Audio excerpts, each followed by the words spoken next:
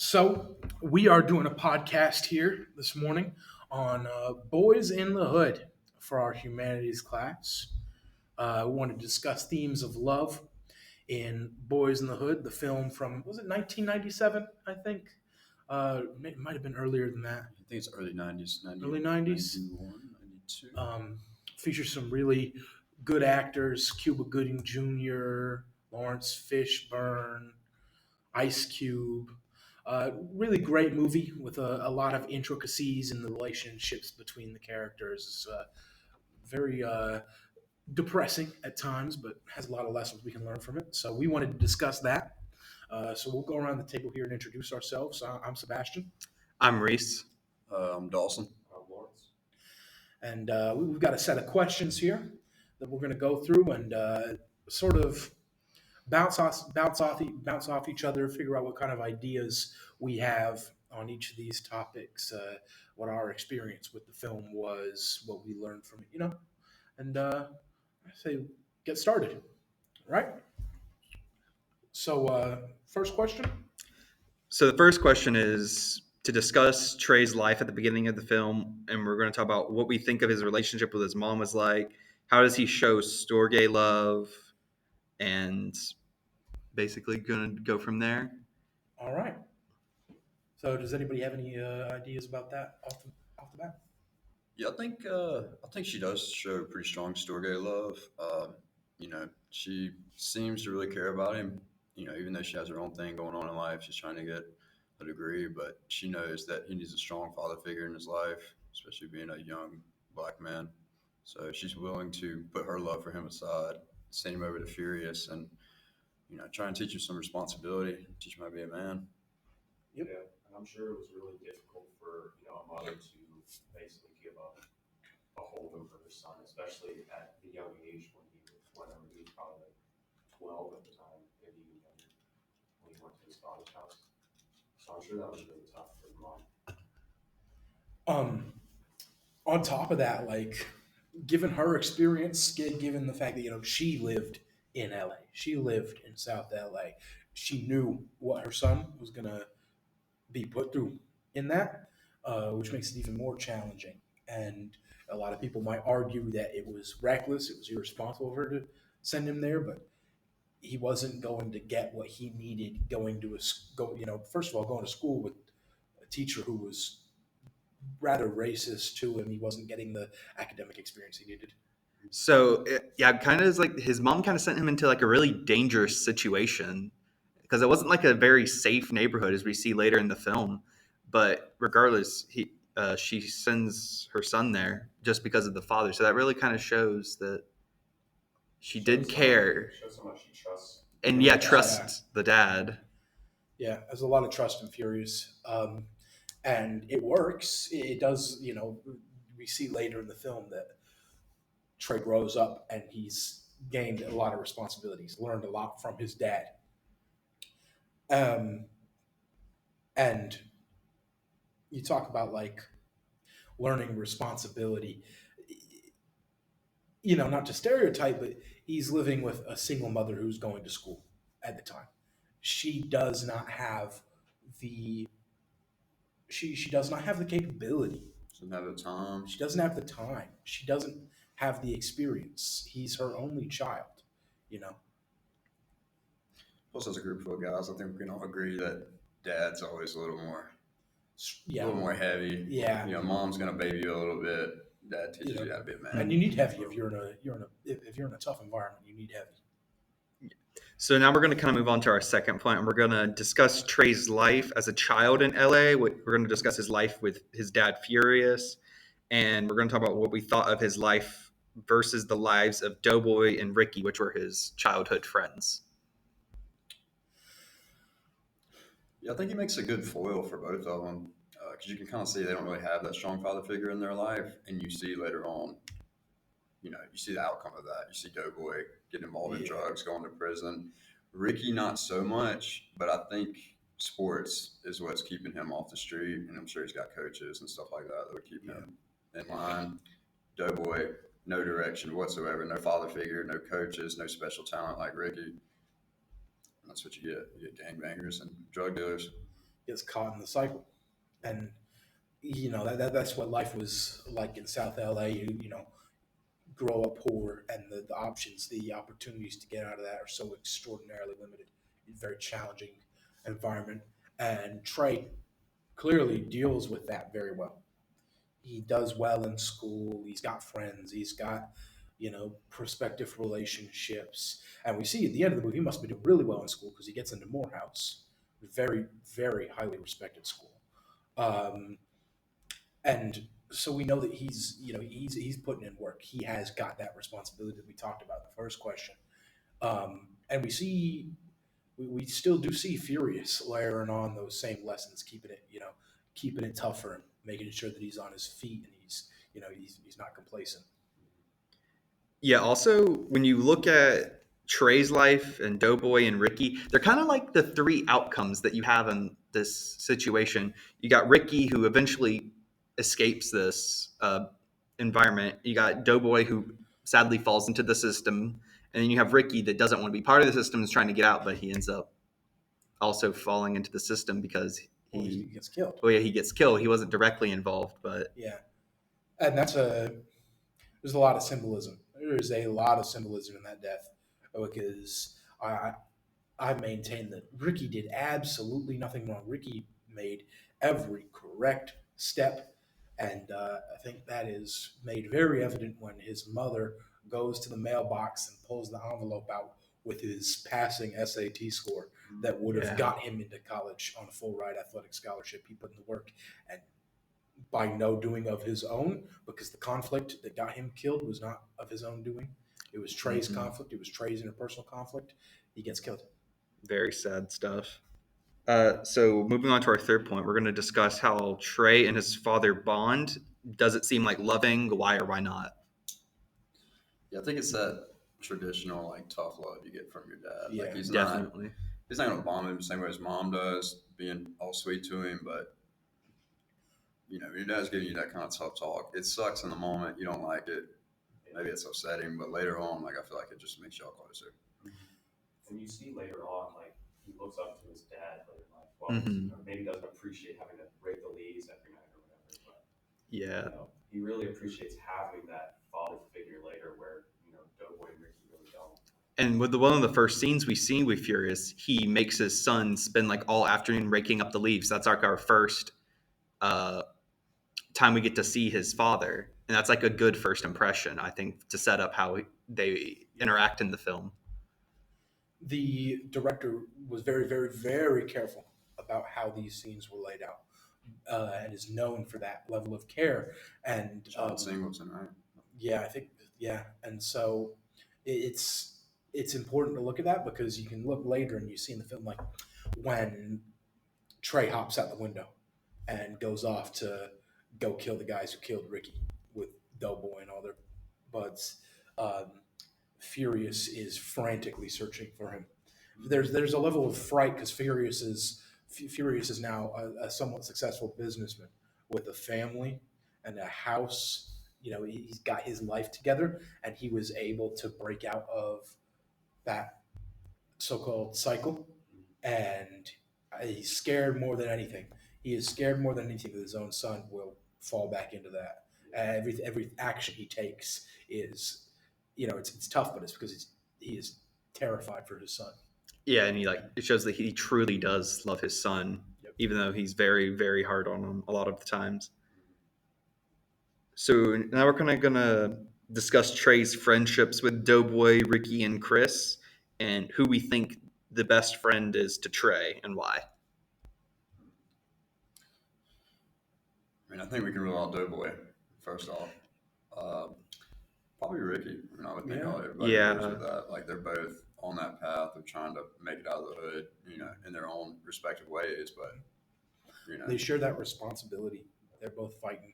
They're going through their own personal struggles. Like Ricky is doing this while trying to raise a child, and I think that they have most of the scenes in the middle of the movie are spent with Ricky and Trey together. Yeah. Almost everything they do is together. They even took the SAT together and yeah. like across from each other. Although it's neat to see, Trey really sticking up for Doughboy at the very end of the film. He Mhm. says like, I'll be there for you. So I really liked that. Right? Yeah. That was good. Trey, I think at the end of the movie, after Ricky's dead, Trey becomes very protective of his friends Yeah. because He's lost one. naturally he'd be scared. Yeah, which makes it even more tragic what happens to Doughboy at the end.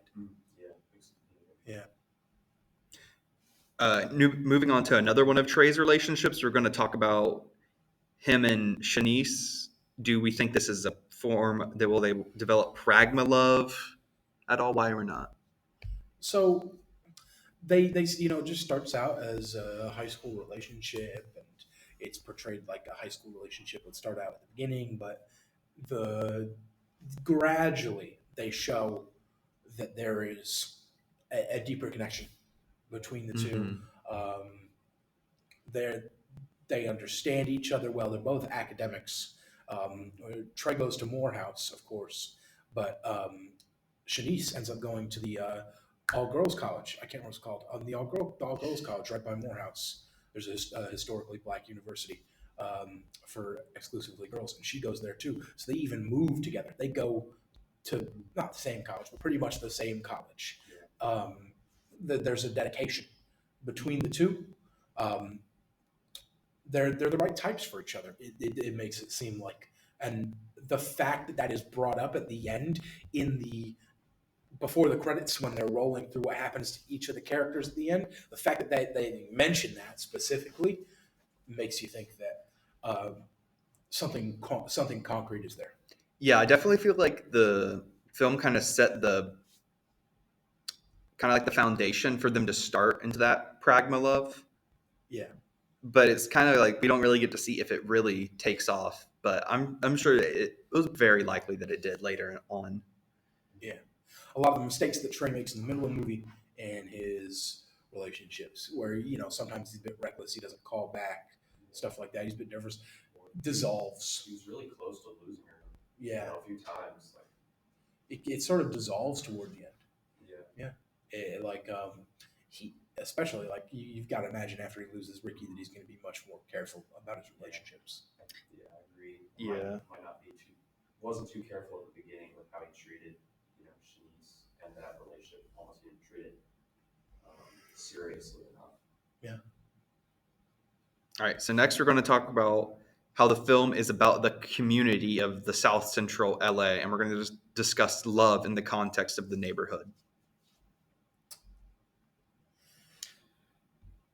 The movie's set in the 80s. Movie's set in the late 80s, I think. Late 80s, Mhm. early 90s.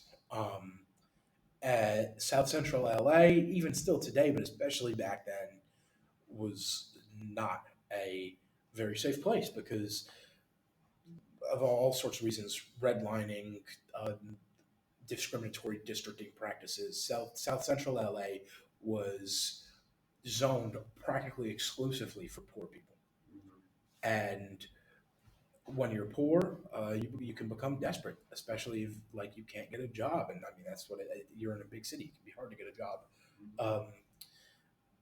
So sort of things snowball. Things get the conditions get worse and worse and worse, and the political climate adds into that and creates sort of the amalgam of gang violence Mhm. and drugs and poverty and destitution that you see in South Central LA.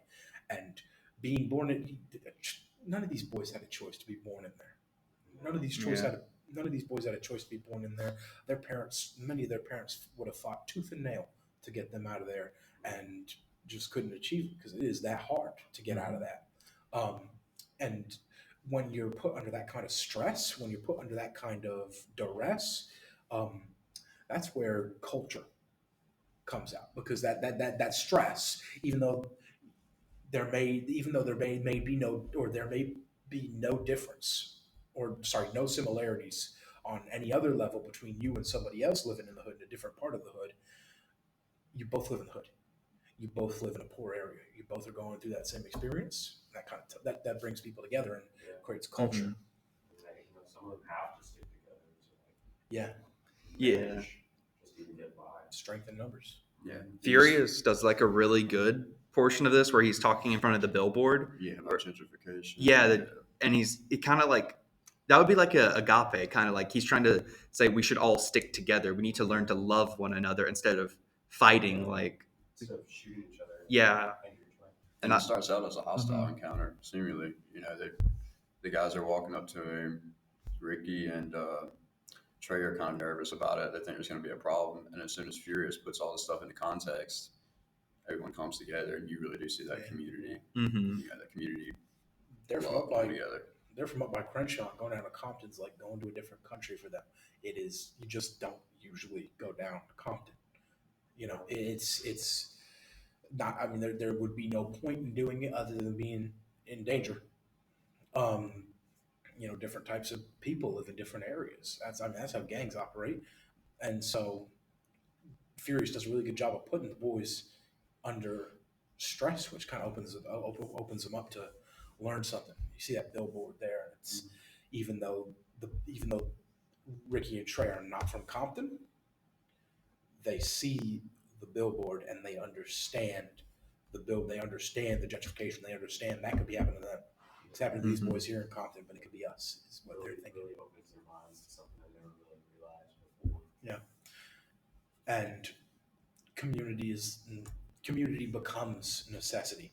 I think Trey exemplifies that really well throughout the movie because and the one thing that I keep thinking about when I think about community is the little boy, the toddler running out in the road and Trey stopping him, So sad. taking him back with the mother. You You know, do it like twice. and Trey's got his eye out for this kid. I Trey, believe Doughboy also did the same thing. Mm-hmm. they're not related to this kid by blood or anything. It's just part. You know, it is the right thing to do, holding each other up, and that's where the distinct culture of South Central LA comes up. Everything from the language to the clothing to the you know it's some of it's gang culture, but most of it is Mhm. just Well, gang culture is going to stick up for your brother. most of it's just a group of people isolated and the culture they had before isolation developing. Because I mean, there's nothing stopping them from going out elsewhere, but it's not like they can move. Most of them can't move, and so it kind of becomes centered in one area, and their culture develops separately from the rest of uh, the LA culture. Creates a unique community bond. Mm-hmm. And now we're going to kind of move into the tragedy that happened in the film, which was probably like one of the most impactful scenes with the death of Ricky and then eventually Doughboy. Do you think this happened because of love or the lack of love? I mean, it's going to be both, right? It's the Yeah. preference aspect. You know, it's the gang. It's I prefer my guy over yours. You know, I have love for my people, and I don't have love for yours. I mean, it's two sides of the same coin. You know. The conflict arises when they're down on they were down on Crenshaw, and it was after what was it? It was after what was it after? It was after the SATs. I think it was a little bit after, or Yeah. no? Oh no, I think it was after. So they go down there to celebrate, and Trey gets in a shouting match with the boy who came and later shot Ricky, and a shouting match, you know, evolves into somebody dying a couple weeks later. How ridiculous is that? Yeah, that's why I kind of think it happened because of love, Yeah. almost in like a environment where the larger agape love is lacking, and there's like kind of individual love, but because like doesn't Trey step up, or sorry, Ricky steps up for Trey, and then Yeah. that's why he becomes a target later. I I feel like that was what happened. But anyways, it's like an inability to resolve a simple shouting match over what was it? It was like somebody playing their music too loud, and Yeah, it was something. yeah, Something like that. but it was something petty, and it takes love to resolve that. And I would argue there's a serious lack of love there that can't be resolved or forgotten. There is such an animosity. There is such an arrogance that evolves into going and killing somebody. Yeah, and then Doughboy takes his revenge after that on that game. It's the back and forth, back and forth, back and forth that Furious was talking about. And you could honestly say he took revenge because he truly did love Ricky, even though they had their own issues with each other. He did, so he tried to take out the people that killed him. Almost like a kind of perverted love, though. Yeah. It's not. Yeah, It's a true, genuine love. I mean, if you ask, like, then you can always ask, like, would that have been what Ricky would have wanted? Yeah, probably not. Maybe not. It's not clear. And Furious makes it a point in the movie of showing the boys that revenge isn't love.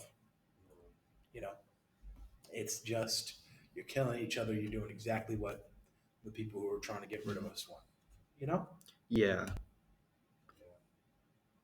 And that cop, doesn't really help at all. Oh yeah, The the cop. Cop is a Cop. character. Really weird character.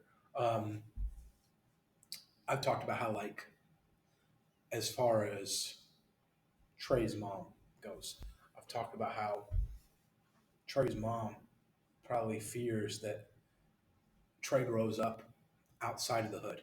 If Trey grows up, in an area where he still has the connection to the hood, to a proximity, and he's still got his dad there, but he's going to, he's going to school elsewhere, and he grows up, he gets a white collar job. Maybe he becomes that cop.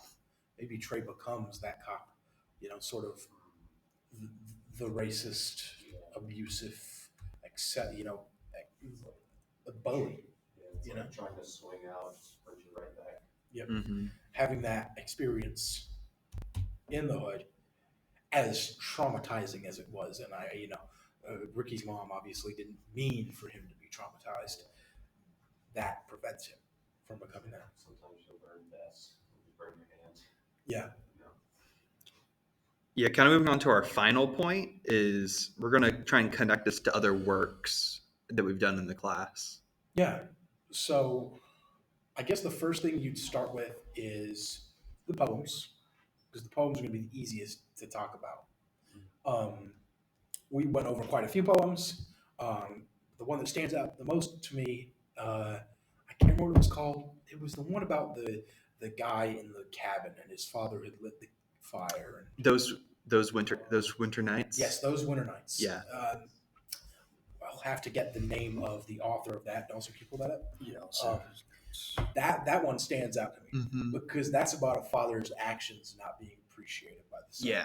And then the son coming to realize that his father did all that for him and is now no longer there for him to thank.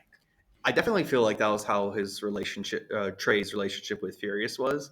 He's kind of like, oh, why is my dad making me do all this? Oh, he's making me rake the leaves. But then he kind of feels like, yeah, it was kind of all to develop responsibility. Yep. And become a man. Appreciate, even if you have a little bit, you take care of it. Mm-hmm. Trey goes home and after Ricky dies, he hugs his father and he cries. Mm-hmm.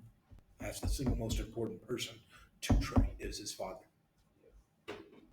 Yeah, that's Those Winter Sundays. Robert Hayden. Those Winter Sundays, and that one stands out, especially like the cold imagery Mm-hmm. in that poem. It's desolate, it's dark, it's depressing, and I think it's important that kind of imagery is used because it's showing the consequences of taking the people who love you for granted. And Trey takes his dad and his dad's work for granted when he hops out that window and goes to kill. Was it Mo? What was his name? I think Mo. I can't remember. The guy who killed Ricky. He goes, when he ignores his father and goes and does something that very likely could have got him killed. And he comes home. You don't see much more. Yeah, you don't see much more of You don't see much more Furious after that, which is, I think, important because Ricky betrays his dad and then comes back, and it doesn't show him repairing things with his dad. Yeah, I feel like kind of moving back into the community kind of love. The song by the Beatles, "All You Need Is Love," kind of symbolizes what the community needs. They need to kind of come together. Yeah, we discussed that. We discussed that song quite a bit. We discussed that song extensively Hmm. in class, and it creates an interesting it creates an interesting discussion because at face value it's a song about love, but when you dig deeper, it is much more broad Hmm. than that. It covers a lot more than that. It's about peace, and it's influenced, of course, by the time that the song was written at. It was about 15, 20 years before Boys in the Hood. More than that. Hmm. Yeah. And while things have changed, the sort of message is still the same, is that the lack of regard, the lack of care for human life in the area, the desperation and the poverty and the destitution in the area all sort of stew together to create a like loveless pit. Yeah. It sort of swallows everybody up who goes in there, and you either get out of it a better person or you don't get out of it at all.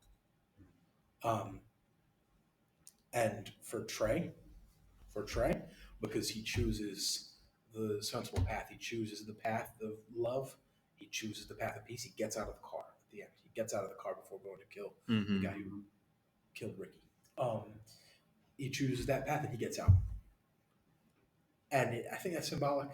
Yeah. I think the movie definitely intends for you to see that and interpret it as turning the other cheek, to, you know, being blind to the hate kind of helps get away from that. Yeah. That kind of poses an interesting question that came to my mind. If he stayed in that car and went through with it, do you think the ending would have still been the same? Or do you think he would have fallen into that cycle of I was thinking the same thing you were thinking. If he did, he could easily have, got caught up like Doughboy was. yeah. They get killed before he leaves, or get arrested, or Hmm. I think the movie also you can relate this to like Romeo and Mercutio and Tybalt, that relationship. yeah, It's the same kind of thing. Tybalt kills Mercutio, gang and versus Romeo kills Tybalt. Yeah. gang versus gang, getting one back on another person, even doing what's wrong and destroying your own name. That's what Romeo did. He destroyed his own name. It the seeds he sowed, he reaped the crop of at the end with his own death. Trey did what Romeo shouldn't have done. Yep. Trey's definitely a more perfect protagonist than Romeo, but I think that's, if you look at Romeo and Juliet, that's like it's a tragedy. But the way stuff was written at the time of the writing of Romeo and Juliet, it was also a comedy. There was supposed to be a heavy sense of irony in it. And so it follows that, of course, Romeo and Juliet would both die tragic, bizarre deaths, one after another, in the ironic way that they did, where one thought the other was dead and killed himself. And so with this, though, with Boys in the Hood, it doesn't have that irony. With Boys in the Hood, it takes the realistic approach. It kind of shows that if you don't want things to become a bizarre, insane, comedic tragedy, you have to try to stop it. And it's you have to give up your hubris. You have to try to, because I'm sure Trey wanted to kill that boy. Oh, yeah. You have to kind of give that up. You have to give up what you want in order for things to stop. Yeah. Romeo was not willing to give up Juliet in order to save Juliet's life, comically. He was willing to sacrifice himself and her just so he could have her. Oh, my computer's turned off. Oh. We're still recording. Other like Lion. I think Lion's an interesting case. Yeah, it's also kind of like that family dynamic. Yep. That brotherly love. Yep. And for a period poverty, Mm-hmm. when you see him in the training station in Calcutta, and all the other kids are there, and he doesn't know the kids, but the kids invite him over, and he sleeps there before they get chased off. And that, I think that's very important because even as a small child, a very small child, that sense of community that we talked about already that was in South Central LA exists. The agape love, Yep. even if it's Yeah, it's not just total agape love, but Yeah. in a little smaller sense. yeah, it's the struggle that brings Yeah. everyone together. Ironically enough, yeah. Mm-hmm. And then you see and then the thing about Lion is when the catalyst that gets him to start looking for Ganesh Thale is when he's at that party with his classmates, with his Indian classmates, and they ask him about where he's from, and he says he's from Calcutta, and then he goes into the kitchen and he sees the jalebis sitting on the counter, and he has like the flashbacks and these facets of his local culture spurred him to try to go and take back what he's lost, because he has, even though he is Australian and he's they talk several times in the movie about him supporting the Australian rugby team. He has a level of Australian nationality. He sees himself as Australian, even though he sees that, he still has the desire to go back and reclaim his family, reclaim his Indian heritage, fix things. Yeah, he almost seems like he's lost it because he didn't grow up in that culture. Whereas with Trey, does grow up in that culture, he feels like he can separate himself from it. He can get out of there and move on to bigger, better things in the hood. It's almost the reverse story. Exactly. Yeah. Which is crazy because both stories end with a good, Trey's story has a happy ending, and Partially. Saru's. Well, yeah, okay. Well, I mean, Trey gets out. Yeah. Trey goes to college. Trey's personal story. Yeah, Trey's personal story has a happy ending, Mm-hmm. and Saru's personal story has a happy ending. Mm-hmm. Even though they kind of go through that, they go through the same path in the wrong order. Yeah. Yeah. Well, to kind of end it all off, do you think this Boys in the Hood was a good representation of love? Should Professor Deal keep using it in the class? It hit all the bases. Yeah, I agree. It covered just about everything you could try to discuss about it. Very, very deep movie. You have to watch it multiple times to really understand everything that's going on, Mm-hmm. and to appreciate everything that's going on in it. Fantastic film. Yeah. Did a very good job of representing that culture, especially. Which Yeah. a lot Yeah. of movies don't do. Especially Yeah. at that time in early '90s, like you're not seeing hood culture like that, like you do. You see it more today, but Is it really what you're seeing today? Actual hood culture,